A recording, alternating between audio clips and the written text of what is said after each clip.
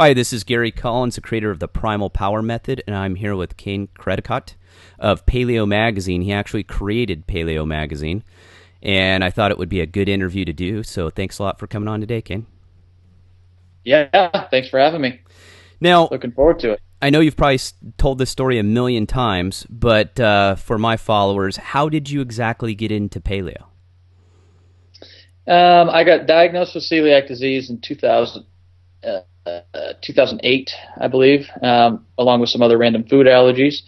And so my wife and I did the typical thing. We went gluten-free, tried gluten-free vegan, tried all those different things to try and heal myself up.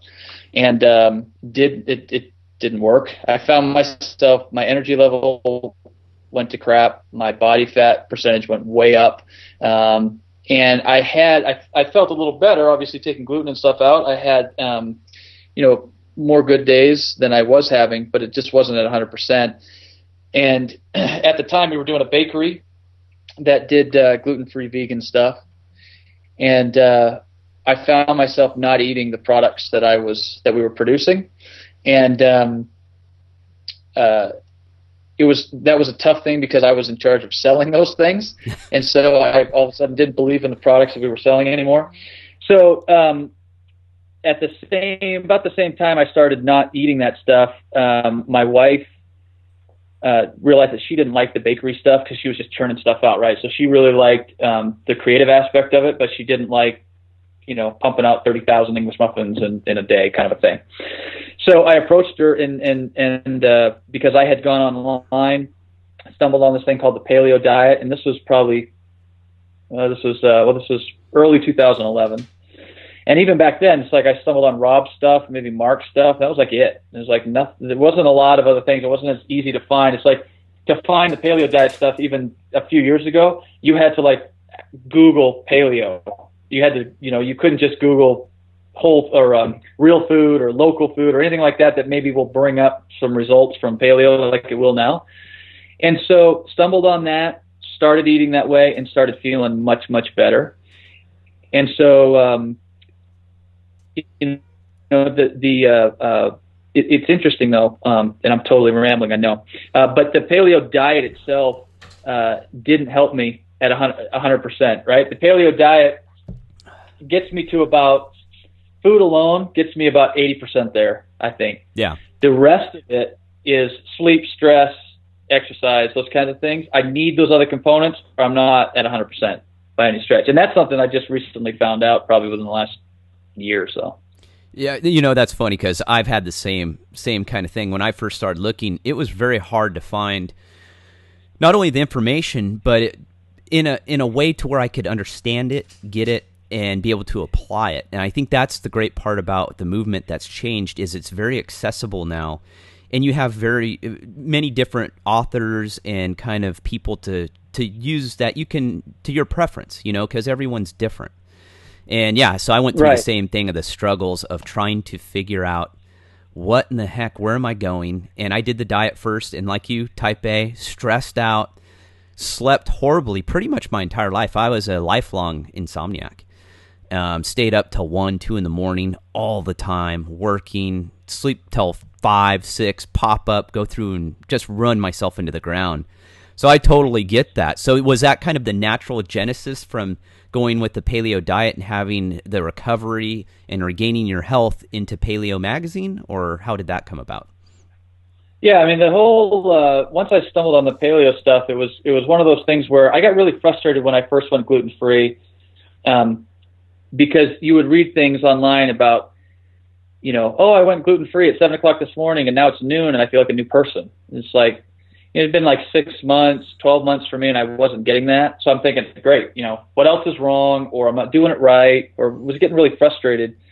And so when I stumbled on the paleo stuff, it made me feel so much better, so much quicker. I almost had that, right? I almost had that, do it at 7, feel better by the afternoon. It was much quicker. Yeah. And so, and because it was kind of a new thing for me, and because it was so hard to find, I mean, I actually had to like search this to search that to find this to find that, to finally found paleo, that I thought, okay, we were done with the bakery, so I thought, okay, this could be the next thing that we do, getting this information out to people. And the original thing that I thought of was like everyone else, right? I'm going to do a blog, I'm going to do a website, I'm going to do whatever. But after thinking about it for a little bit, like I said, Rob's and Mark's sites are already out there. There was another handful of other ones. But it kind of felt like, okay, people have this dialed in already with the sites, and I'm just going to be another site. It's going to be a bunch of white noise, and who's going to find me?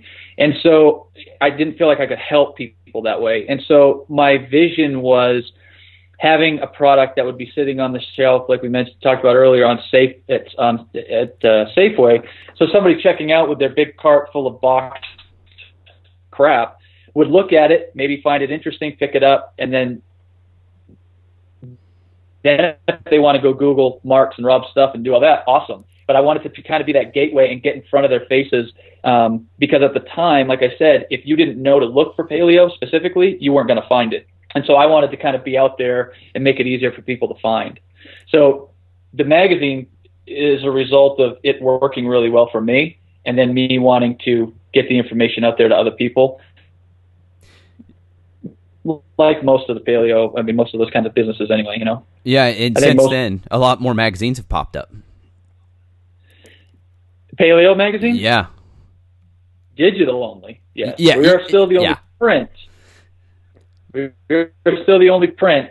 We have that digital space as well. And it's funny, when we started, we had a bunch of people that were like, what are you, an idiot? Why would you do print? This is the digital age. It's 21st century, dude. Come on. This is the age of the iPad.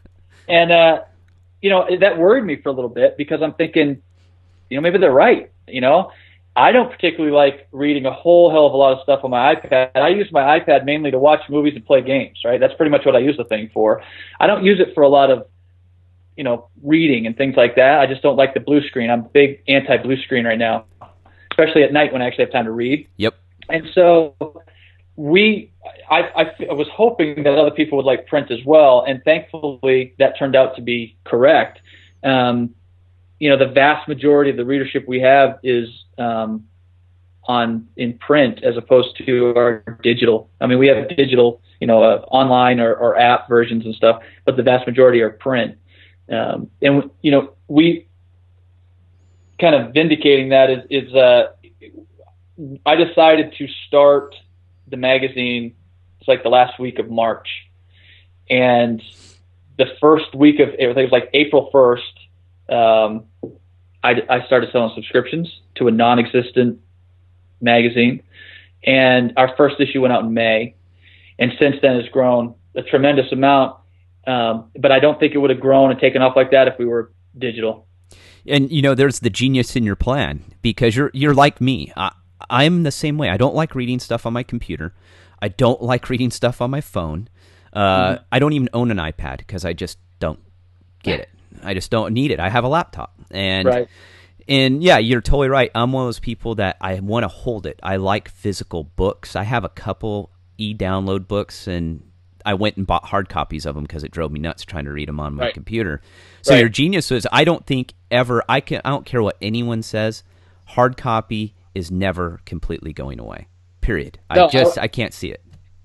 No, I agree with you 100%. I mean, I've gone through those periods, especially at the beginning, where it's like, man, are we going to get replaced by digital and all that kind of stuff? I just don't see, from what I've seen from when we started to now, I've had too many people that want paper, whether it's because they don't have access to the internet, they don't have $800 to put out for an iPad, they don't want blue light in their face, they don't like the strain of the screen, they like, they want to curl up with a cup of tea and an actual physical magazine or book, whatever the reason.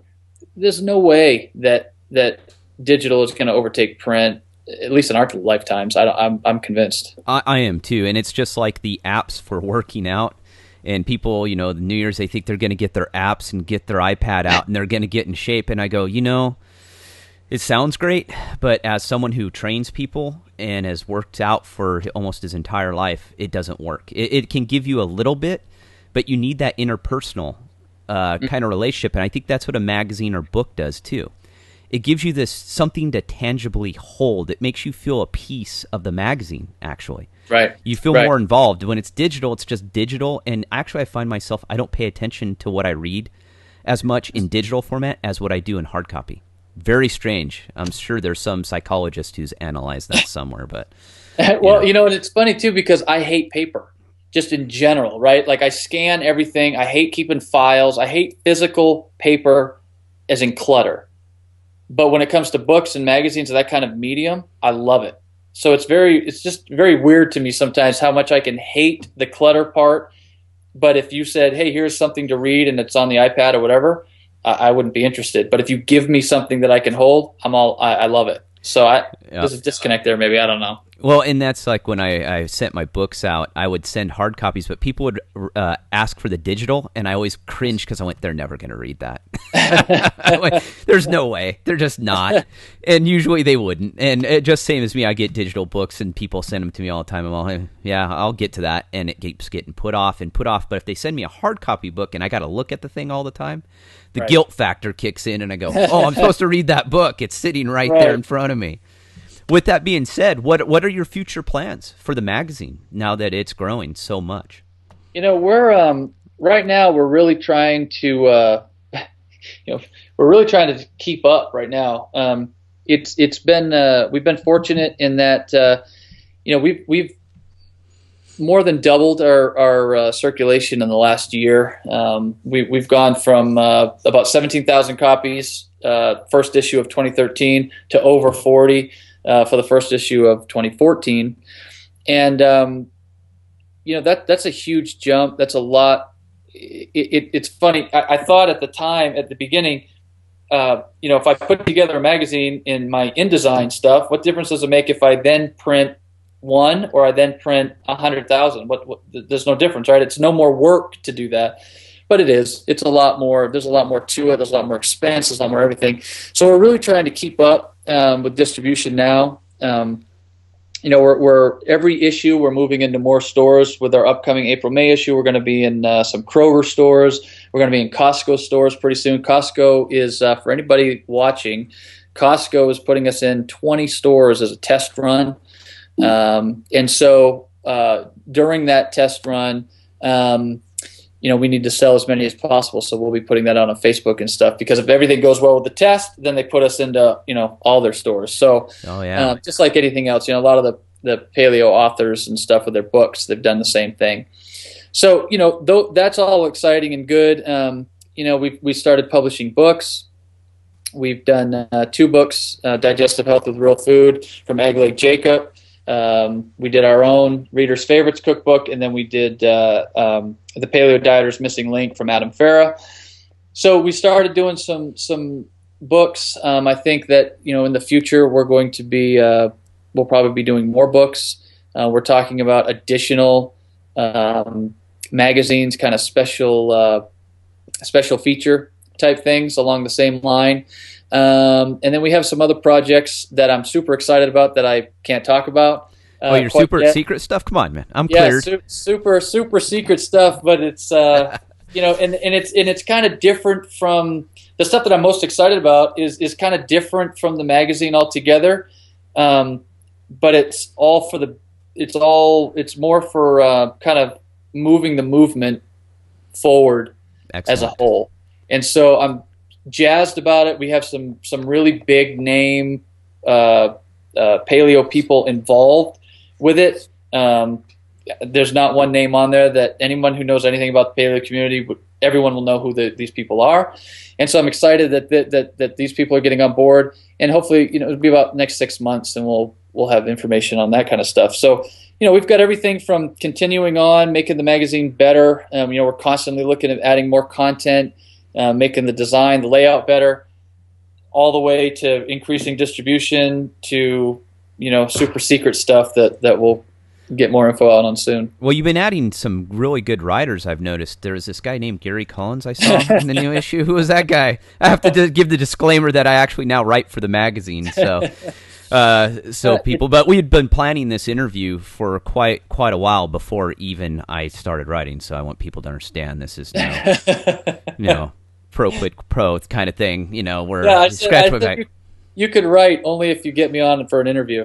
Yeah, exactly. It was a hostage negotiation, but no, I have noticed because I've obviously subscribed to it for over a year now, and I was buying it one by one as it came out, and I've seen the genesis of the magazine and seen how it's changed, and I've seen other magazines, the digital ones, obviously out there, and this is by far the best one out there, and that's why I would even approach you to write for it. I've been approached to write for the other ones, and I may have kicked an article, and I'm like, no. Well, yeah. And I appreciate that. I mean, regardless, I mean, we have a bigger reach than any of the other ones. I mean, period. So, whether it's digital or print or whatever, we get in front of way more people than any of the others. And the the funny thing is when we started, it was me and a buddy, no experience with the magazine. And now that we are 2.5 years later, it's painfully obvious to me that those first issues, we didn't know what the hell we were doing. Because, he had graphic design experience, but he didn't have magazine layout experience. I had neither. And so he was helping me. And then after about, he helped with the first 2 issues, and then I ended up doing it all.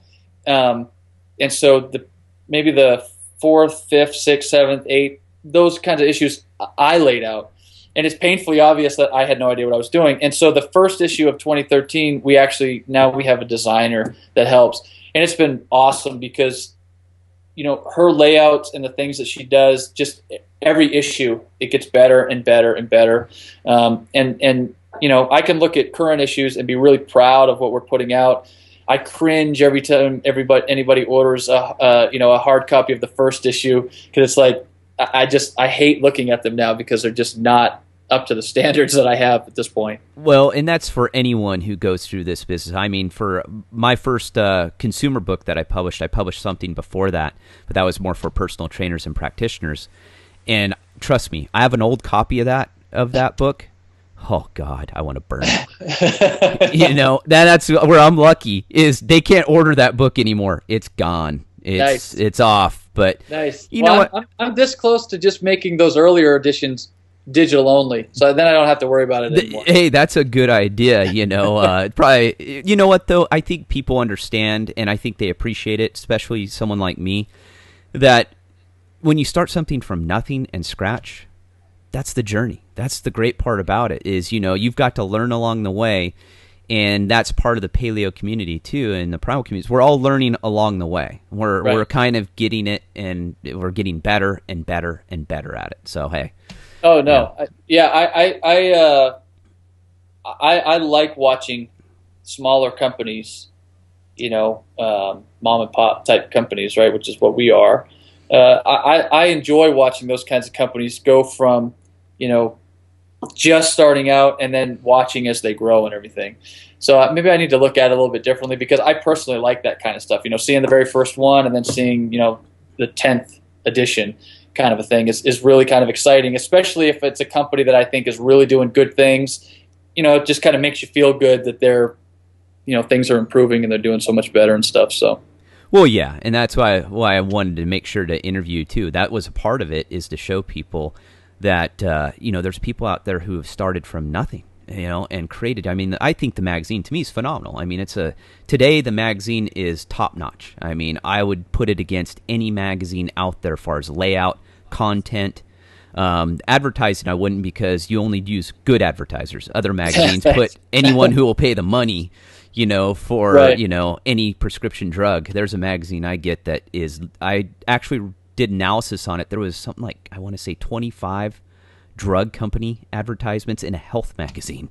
Yeah, and I let people know that too. I mean, I turn down advertisers all the time. And so, from a business perspective, it's painful, because obviously you want to have as much money coming in as you can, or you don't have a business. But, I just refuse to put in things that don't, that they don't cut it. The good thing about that, though, is there's one company in particular, they wanted to put a product in. I said no. I have taught, that was maybe 6-8 months ago, and during the last 6 or 8 months, I talked to them on occasion as they are developing new products and kind of trying to put new things together. they will reach out and say, hey, what does the paleo community think about this? What if we did this? What if we did that? So it's actually kind of cool because here's a product that could be really cool, but it just wasn't up to par. And now they're kind of using us to kind of gauge where they're at and kind of piece together something that maybe we will put in eventually. So it's kind of neat to have those. Sometimes it works out where you can tell they're trying to do the right thing, they just don't know. And so we can help kind of guide them. And then the ones that are just trying to put something in and then we say no and then they don't care, well, we wouldn't have wanted them in there anyway. So, people, we definitely say no to a fair amount of advertisers. Well, and that's what makes the movement different to a certain extent. I mean, with any movement, you have some people who don't follow all the rules, but that's what I like about it is everyone understands that we're all trying to just help people and give them the best products possible. So I really appreciate that. And I know you got to take another call here to someone who's very much more important than me. So right. But that is just that's just my poor planning skills. That's all that is. Hey, I have the same planning skills. So trust me, I was scrambling to get ready for this because I was late. So I'm there with you. But we'll have some other interviews and we can talk about numerous topics. And I look forward to seeing the progression of the magazine and all the articles and where it's going. So awesome. All right, man. Yeah, I appreciate it. All righty. Well, we'll talk soon. All right.